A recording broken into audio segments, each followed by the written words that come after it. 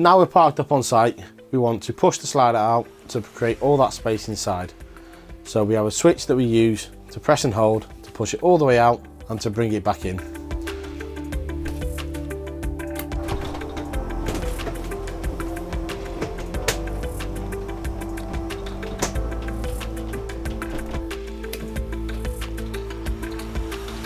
Now the slide out is all the way out, all we need to do is fold the mattress over on the bed and then we're good to go.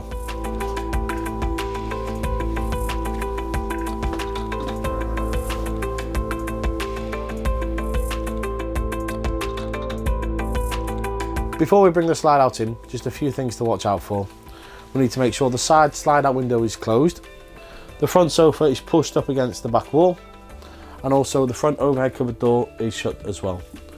We also need to make sure the mattress on the bed is folded over, as well as the outside toilet locker door is closed, because that will open up against the slide out as well. After all those checks are done, you can then push the button and bring the slide out in.